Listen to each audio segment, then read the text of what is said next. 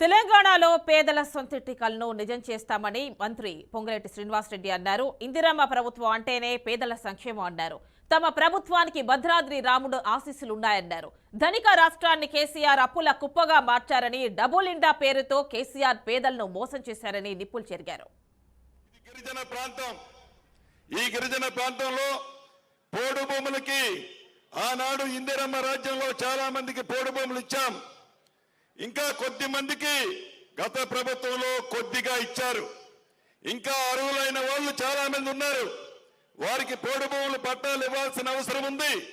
తప్పకుండా ఈ ప్రభుత్వం ఆ పట్టాలతో పరిశీలిస్తూ ఏదైతే గతంలో పట్టాలు ఇచ్చారో, ఏదైతే వ్యవసాయానికి అనుకూలమైన భూములు ఉన్నాయో ఆ భూముల్ని సాగు చేసుకోవటం కోసం, ఆ భూముల్ని సేద్యం చేయడం కోసం నీరు కావాలి.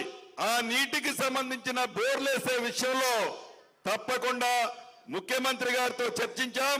అధికారులకు కూడా అతి కొద్ది రోజుల్లో ఆదేశాలు ఇవ్వబోతున్నారు.